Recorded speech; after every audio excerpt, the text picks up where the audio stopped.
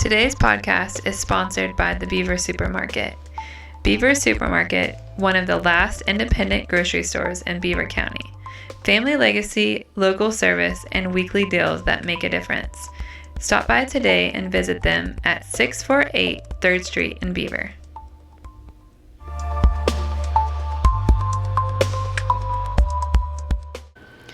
Hello, welcome back to Enthralled, everyone. Today I have my friend / cousin here, Melissa, and so we're super excited to share some things about her and her life. I wanted to start with our scripture: "Let the King be enthralled by your beauty; honor him, for he is your Lord." And that's Psalms 45:11.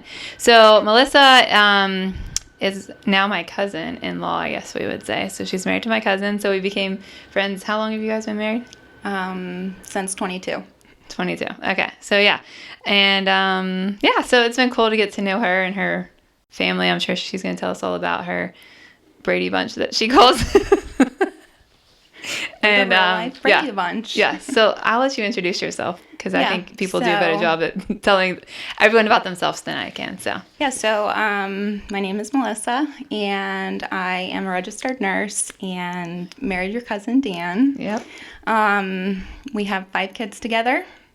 It's wild. I'm a stepmom to 2. Pearl's 10, Bear is 7, and then my daughter Evelyn is 7, and then together Dan and I had twins. So it's that was a big shocker, a big surprise. But it's been a huge blessing as well, and we're really fortunate. Yeah. It's amazing. Whenever I think my life's crazy, I do think about you. Like, how does she do it with twins? We were just with friends, actually, for lunch, and they had twins first. Mm-hmm. And then they had 2 more kids. But I was like, oh, my gosh, that probably seemed like such a breeze if you started with twins. And then, yeah. But the opposite for you. If we would have started with twins, You'd been done. Probably would have been scared to have any more kids. Yeah. I would have probably been, too. Because it's tough. It's like double trouble. Yeah. But as they're getting older, and like even the pictures you post, I'm like, they're going to be little best friends. Oh, they are. Like, it's sweet. It is fun watching them grow up together, and but then they fight, and boy and girl too. Yeah. So yeah, Lily gets beat up on a lot. I feel really bad for She's her. Gonna be tough. She's gonna be tough. All right, so I'm starting this series about identity. And when I have been praying about people that I felt like God was telling me somebody to talk about identity, you came up in my heart. And I think your story has just been so cool I feel like I've kind of even saw you walk through this journey a little bit, some of it. So I just was hoping that you could share a little bit today about that. So maybe we'll just start with, can you share a little of your personal story and what your search for identity looked like before Christ? So we'll start then, and you can take it back as far as you want to go with that. So I grew up, in a Christian home. My mom and dad, we went to church every Sunday. My mom taught CCD. Okay. They're really good parents. And, they taught really good morals. Mm-hmm. And we're kind of strict. And now you have siblings. Yeah, I have an older sister and an older brother. Okay. But I think being a girl, and a woman, like, growing up, you struggle with identity always, because there's all these outside sources, and you're looking to have validation from other people. You want to fit in, you want to be liked, you want to be loved. And so, and in college, I was crazy. Like we had a blast. We had a lot of fun, me and my friends, but I just, didn't really have God in my life at that time. Yeah.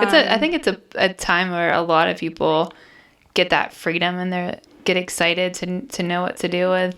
And a lot of people find their place, I think, find themselves in those circumstances. Yeah. College was like a big one for me where like I wasn't kind of held down anymore Yeah. by any roles. Yeah. And I was living Makes on sense. my own and not making the best decisions. Yeah. And just partying way too much and having fun. And that was like what I centered my entire life around was like partying and having fun. And Yeah. and that's how I chose my friends and the people that I dated. And I didn't ever really, like, I've always loved God. Yeah. And I've always prayed, but I didn't have like a real strong relationship Yeah. with Him. So, you know, just making really poor decisions, I would say, and things that like today I'm not very proud of. Yeah. But We all have those things. yeah. I think So- we're all. Yeah. So that was your college years. And then, well, we'll probably get into this.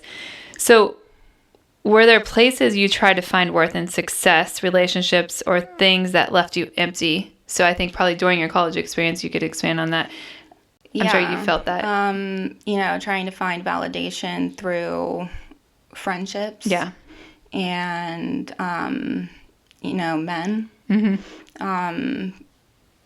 You know, if I just felt like if they would like me, Yeah. you know, or they would love me, I would feel whole. And at the end of the day, I always felt kind of empty. That's why you were looking for all of the wrong things, you know, Yeah. like you said, drinking. Or, And then when that didn't work, Yeah. I handled all of my emotions through drinking. yeah. And at the time, I didn't think anything of it. I didn't think it was a problem because everybody did that. Yeah. They were all doing the same thing. They just didn't Yeah, know. Yeah. like it's normal to party and black out in college, you know. But that's, you know, how I really like handled anything, any minor inconvenience in my life, anything bad, anything good. It was like, oh, I'm going to celebrate with a drink, or Yeah. like, oh, I had a crappy day, I'm going to go drink, you Yeah. know. And I think that's really where like my problems came about, Yeah. if that makes sense. Yeah. Yeah, for sure. When do you think you started to realize it was an actual problem? So in 2015, I was severely depressed. Yeah. So I had graduated college and realized, you know, I had a bachelor's degree in something that I couldn't get a job doing. Okay. Because I didn't really take college seriously the first go around. So I went back to nursing school. Okay. So you graduated and then, And then okay. I moved home with my parents and went to nursing school. Okay. And I did like an associate's 2-year program. And I started working as a nurse and hated it. Really? It was, yeah. I love what I do now, but Yeah. I really, the stress of it all really accelerated my drinking. And if you were already like depressed and didn't know, like, so yeah, always looking for that external validation. And I just thought if, you know, I could look good on the outside, then, Yeah. you know, everything would be good. But inside I was like struggling, sure. struggling a lot. And so nursing, you know, my career really accelerated my drinking. But I would say like in 2015 was when I called my mom crying, and I told her, you know, I don't know why I'm drinking the way I am, because like every time I would drink, I would be blacking out and like doing stupid stuff. Do you think she knew about, like, did she notice? And she just kind Yeah. of maybe didn't know it was as bad as it was, I'm sure. Yeah. And I tried to hide it, Yeah. you know, and no one really knew. Because, Yeah. I mean, even today, if you look at me, you, like, wouldn't think that No. I had a problem. No. I remember the first time you mean- told me I didn't. Yeah, the same thing goes for, like, back then, too. Yeah, like, for sure. No one would know unless they really Yeah. knew me. Because I hid it really well. Yeah. And so, you know, just the stress of nursing and my depression was really bad. So when I called my mom, she's like, okay, let's, you know, she didn't know what to do. Yeah. But she came with me, and we went to see a psychiatrist. And the psychiatrist was like, "You're not depressed, you're an alcoholic." And that never really dawned on me. Like, I thought I was drinking because you I were was depressed. It Yeah. wasn't because I had a drinking problem. I see. You know, like, I never even considered it. Yeah. So that's kind of where I first started taking steps towards, one, stopping, but, bringing God back into my life. Was that hard for you to accept that when he said that? Yes. Because as you know, I've had people in my life that have been alcoholics, and I think for them to ever, number one, agree with it or accept it. Yeah, denials was like hard. major. Yeah, I remember like fighting with I did like counseling for it. Yeah. And I remember my counselor was talking to me, and I'm like, I just don't understand. Like, I have a good job, and I was going back for my BSN at the time. So I was like, I get good grades. I don't understand how this is a problem. Yeah. I'm just depressed. And so it was like really hard for me to accept For sure. that I was an alcoholic. And like when you do think about alcoholics, I always think of, homeless people on the street who have problems, like that wasn't not like a me. functioning person that's just out doing their that job wasn't every day. me. And so I definitely did have a lot of problems accepting it, but Yeah. it was hard. Yeah, I would say that would be very hard. Because I think the first piece to healing is accepting it, even though that's hard, right? So this kind of goes into our question. Well, what was the moment or season when God began to show you your true identity in him? So I'm guessing that was closely after that. Yeah. Or it's probably been a process, but it has been a process. Back when I first quit drinking, I really had to like surrender to the fact that, I can't drink. And that was that's hard because I'm sure that was your friends. I was 25 years old. Yeah. That was like devastating. I had no idea how I would go to a wedding and be sober, go to any type of event. Like the first 2 years, I said no a lot. Yeah. I had to like exclude myself from a lot of things, which was also really hard for me to do. Yeah. But I knew I didn't want to be the person that I was, and I wanted to truly change. So, I did all the hard things that I needed to do to quit. And shortly after accepting that I was an alcoholic and I needed to stop drinking, I was in my apartment at the time, and I just remember like wanting to drink so bad, like having that urge. And I knelt down on the ground and cried out to God. And in that moment, the urge had left me. Yeah, so God just took that away. Yeah, so that was like my first like real experience with him. Those are moments that people can't like understand maybe, but also like God cares about every detail of your life. Yeah. And I think there's always like small moments it's a big moment, but like little things he does and those hard things, and you're like, oh, he really does just care about me and my problem too. Yeah. So that was like my first experience with, really surrendering to him and saying like, I need you, I need your help. And he met me where I was. Yeah. Wow. That's amazing. I had on here, like, was there a scripture or a truth that anchored you in this process? And maybe even at that season of your life, you might not have had a scripture, but you had a... So I was thinking about that question, and I'm like, I don't really... Yeah. Back then, I wasn't reading the Bible. Yeah. I was praying daily and, trying to have a relationship with him, but, I never...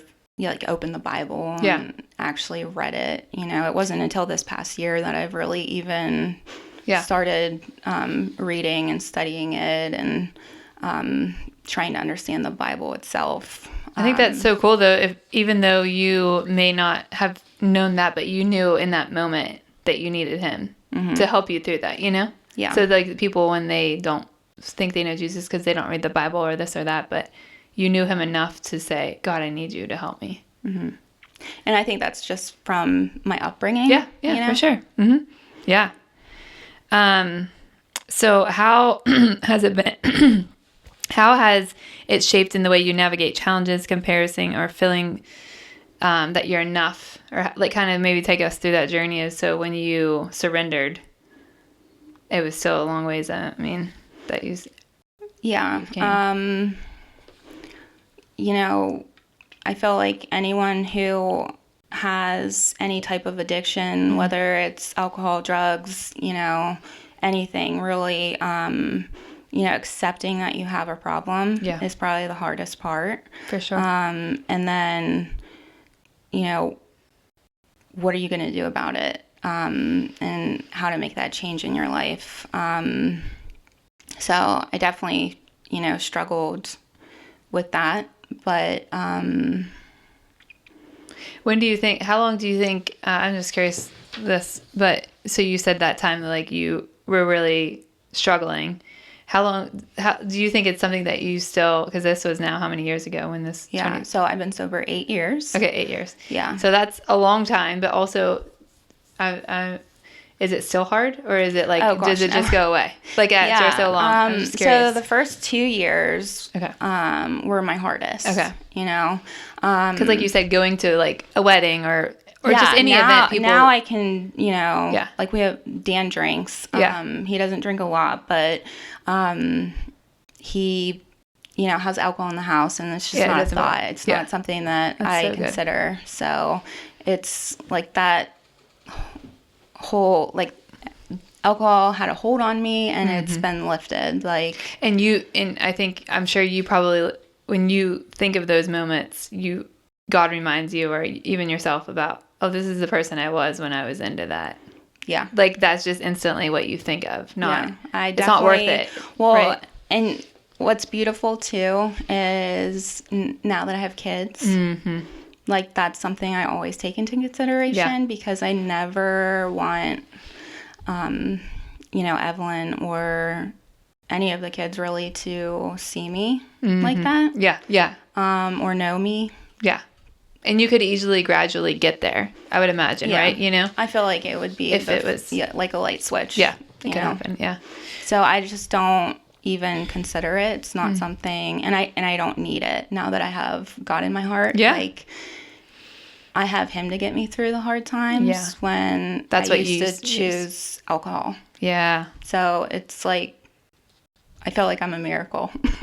That was a miracle, because imagine how much of a hold it had in your life, and now 8 years later you can just say, it doesn't even affect me.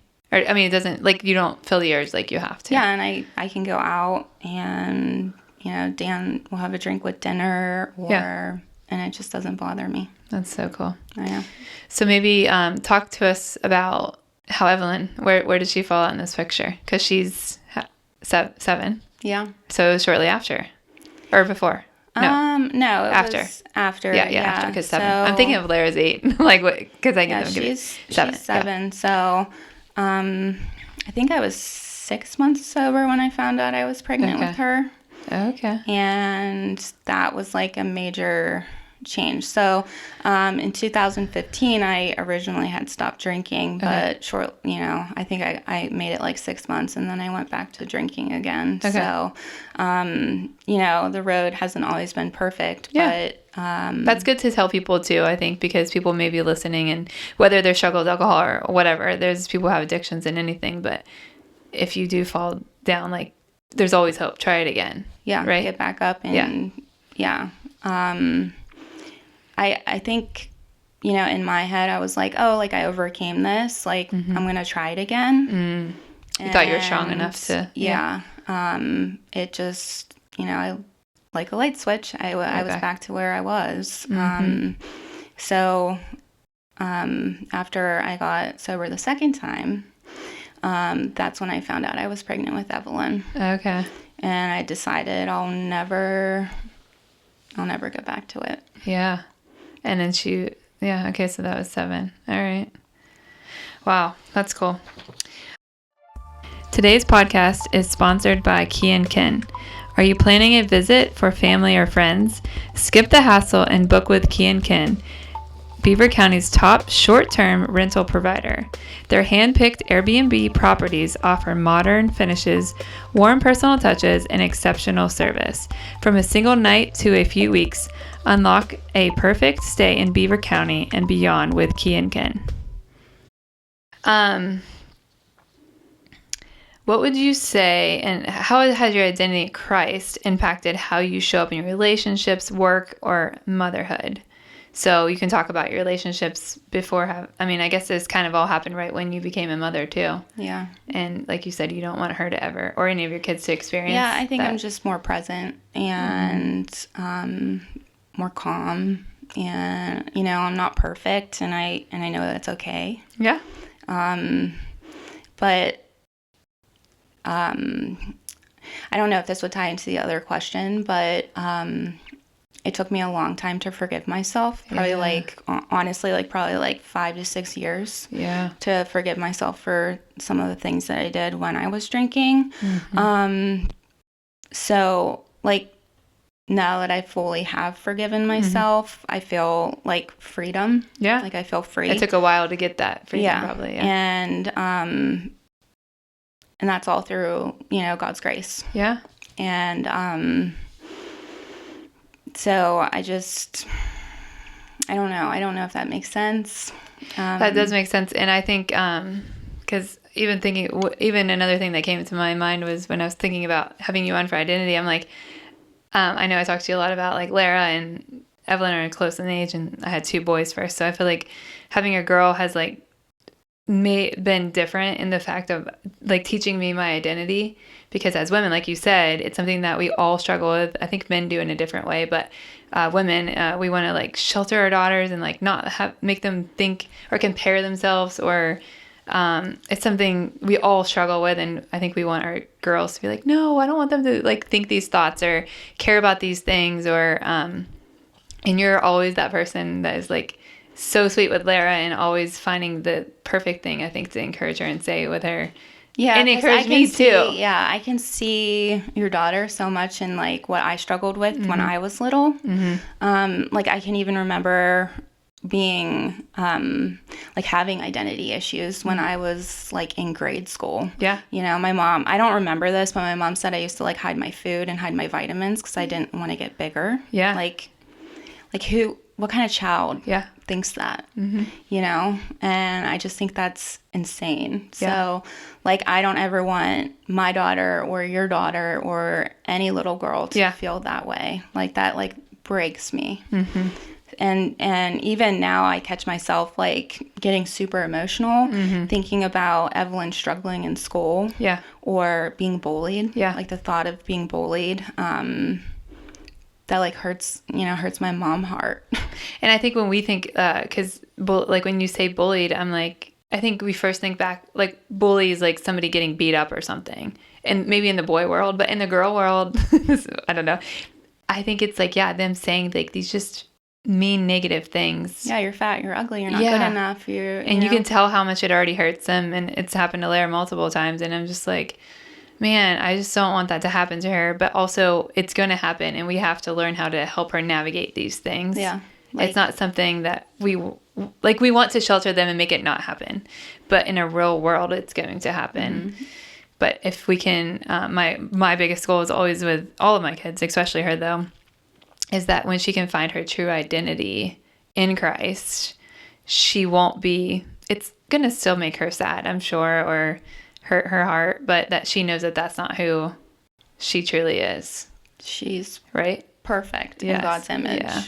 Which is, I don't know. I was just thinking that as we were talking about that, because I think you do that really well as a mom and as a friend. Thank you.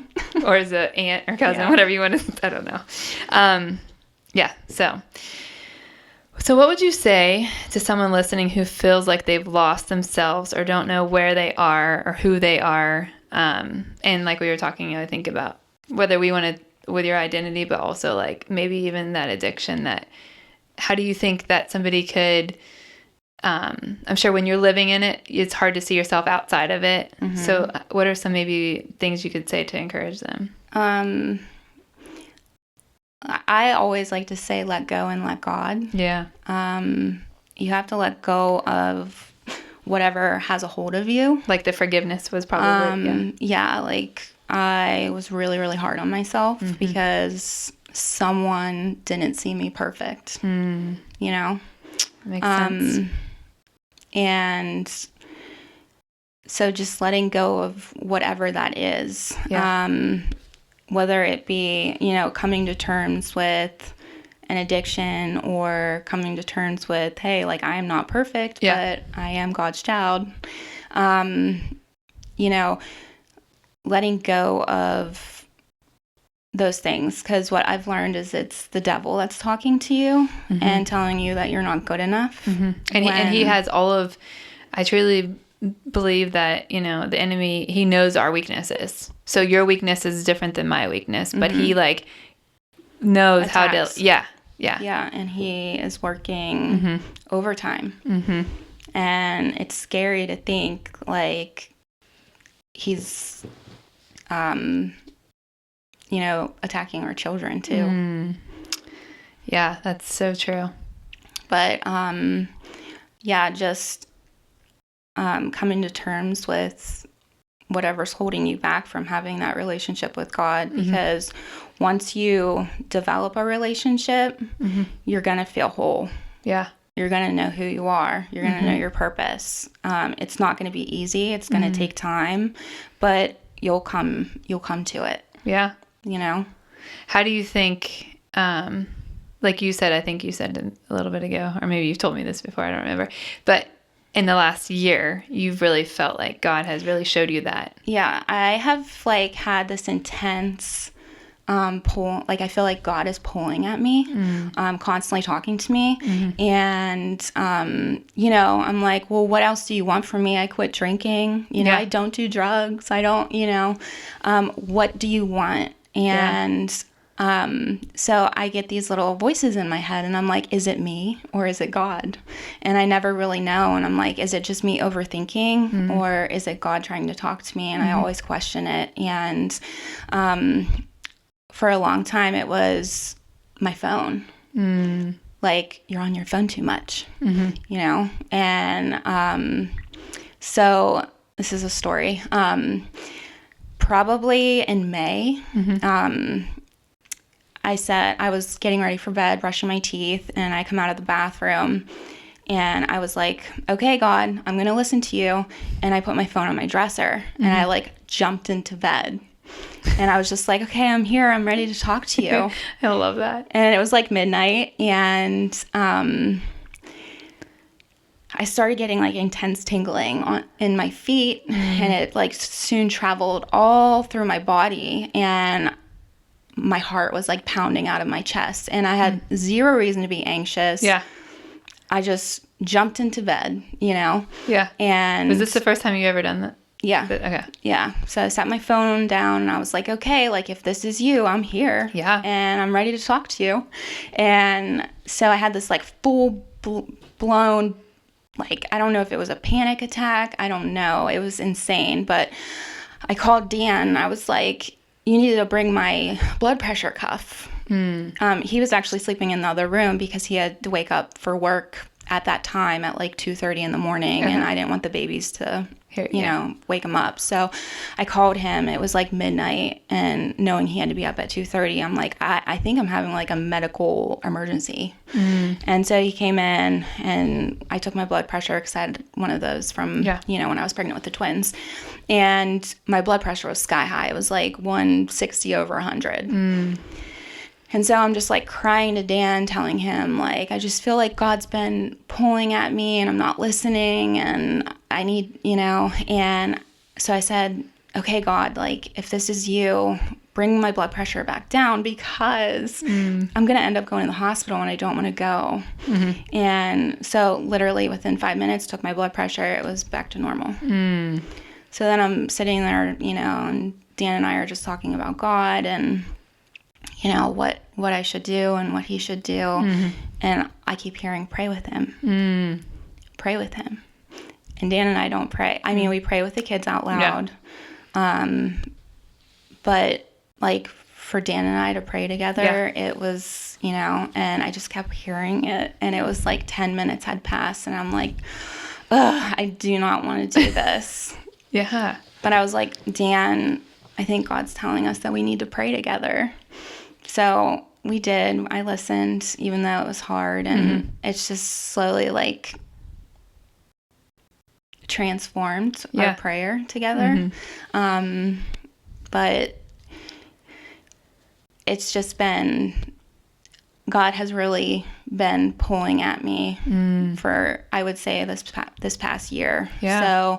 So now, I've been exhausted having twins. They don't sleep very well. Yeah. But now I don't, my phone usage probably went down like 80%, and I'm barely on it anymore. And I make it a point to set it on my dresser at night. Yeah. And I'll get into bed, and I will just have that time before I fall asleep to like time, really pray and listen to God. Yeah. That's so cool. And I feel better. Yeah. I feel more rested. Mm-hmm. I'm not doom scrolling or, looking at TikToks at night or, you know. Filling your brain with things. I think I told you this, but when people always say to me, they don't know if it's God talking to them or not. I'm like, think about like what this little voice inside your head is telling you to do. And if it's something that's good, like pray with your husband. Yeah. It's from God, Yeah. And that's what I thought so. And the more you listen, the more you listen to those little things, he's going to keep asking you to do more things, like go on someone's podcast that you don't want to, or like he will. And I mean, I've seen that over my life and the last years of, okay, I don't really want to do that, but like you start to know like that is God. And I know if I obey what you're telling me to do, there's going to be so many big things that come on the outcome. And like, I don't know, I'm just, as I'm talking, this is just the Holy Spirit probably telling me this, but like when you say you don't know, I think you have an amazing story to tell of how God has brought you from, like, there's so many people, even people I meet with all the time, that are having like these, I guess you call them addictions, like things in their life, or just knowing their identity, and they let everything of the world hold them back. But you have like a testimony to that, and you can be a light and a story to so many. So maybe this is the beginning of this. Exactly. Like if you would have told me 2 years ago, maybe even a year ago, that I was going to be on a podcast talking about my sobriety and how I was an alcoholic, I would have been like, you are crazy. Yeah. And even when you text me and asked me to come, I originally thought like, oh my gosh, no, I'm not going to do it. But then I prayed on it and was like, okay, I'll listen to you. And, if this helps one person, then that's all that matters. And when you I think your response to me was, I'll let you know, or I don't know what it was, or something. And I was like, and just so you know, I prayed about it too. And I pray that even this, when I ask people to come on, because I don't think I just asked the next person. I do feel like God puts people in my heart to ask for a reason. And so when they come to me and they're worried about being on podcast or being on video or being whatever, I'm like, well, it's okay, because we all are like that. But I think, your story can only, if it's just one person listens to it, and I know there'll be more than one person, because it's something that people struggle with every day. I mean, honestly, at the end of the day, if I can do it, if I can overcome alcohol, I feel like anyone in the world can do it. Yeah. And, not everyone gets there by using God. Yeah. But it's a whole lot easier. Could you imagine? Yeah. And, I've gone to AA meetings, that was kind of who I surrounded myself with for the first 2 years. A lot of people come in broken and they don't believe in God anymore, and it's a lot easier to accept it and to get to a point where you're overcoming it if you have God in your life. For sure. I don't know how they do it without him. Yeah. And keep that journey.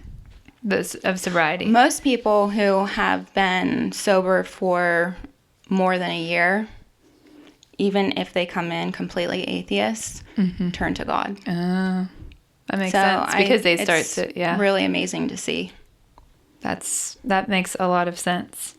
What are some practical steps that you would tell somebody that if they're starting out that journey? I know you said like you had to say no to going certain places, or is there any other just things that you thought of? Fully accepting that this is who you are, you know? Yeah.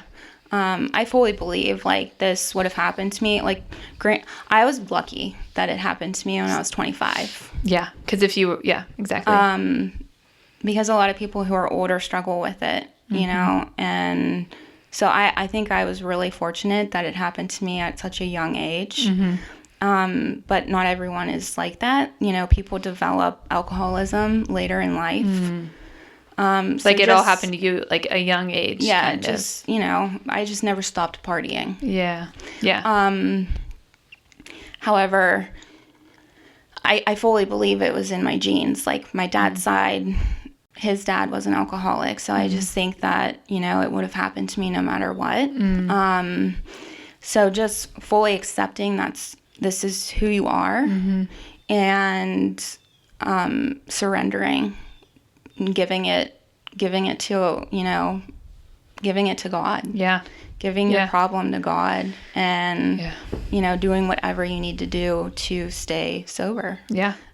Was what I did. Yeah. And find a community. I would think finding community of people that are. Yeah. And I'm still friends with all my friends from college. I always told them, like, I still want to be invited. Yeah. But I'm probably going to say no. That's a because great answer. They really didn't know how to handle me, like, at first. They were like, do we invite her? Do we not invite her? Because we're going to be drinking. Yeah. They didn't want to like make you.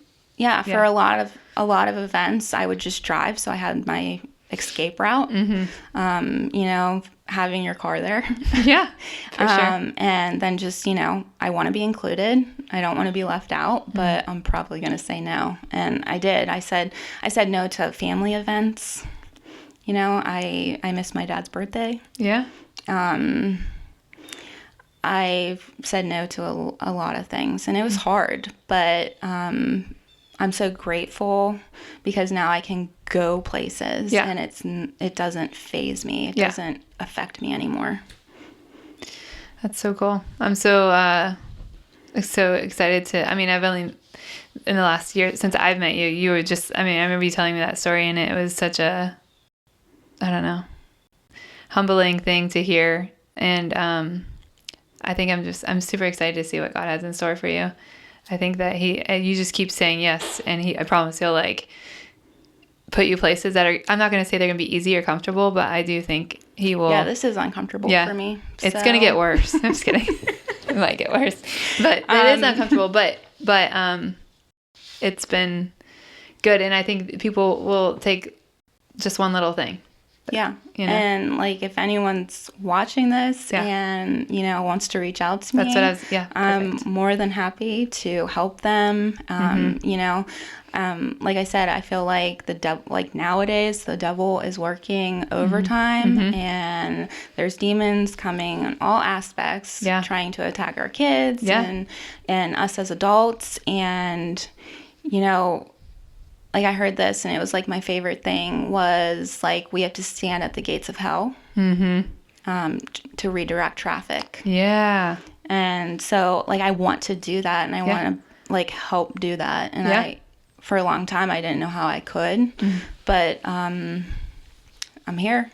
But like you said, you've been through it, and I think it's so encouraging for others when are walking through something to hear from somebody that's already been there and done that, rather than just somebody just saying, "Oh yeah, they try to help you." But I think it's always so much more impactful when it's somebody that's already been through it. You give me things that you've done and help me, or just be a friend to them. Just even be the person they can call when they're really struggling, and you can encourage them. Yep. Because I think in those, especially those beginning years, that's what you need. Yeah. Somebody just be like, no, you don't need that. Come here and we'll go get coffee, or I don't know, whatever, right? Just be a friend to them. So, yeah, this was great. Yeah. You did a great job. So good. You'll have to come back again. And maybe you won't be as Nervous. Nervous or say no the second time? You didn't say no, though. You did it because God told you. Yeah. Anything I have else you a want to whole say? slew of things I could talk about. Yeah. Motherhood, being a stepmom. Yeah, that'd be a good one. Yeah. We're going to So, do a, because like this series I'm doing right now is on identity, but I'm going to do a marriage one, and then I'm going to do a, like a parenting one. I think that might be a great one for you. Because Yeah. we're going to because it's a place where a lot of families are at right now, too, so. yeah. It's not easy, but again, God works in mysterious ways and helps me kind of navigate it. Mm-hmm. And so, yeah, it's just a lot easier when you have him in your Yeah. corner. For sure. Well, just want to thank you guys all for joining us today, and hope you join us again next time.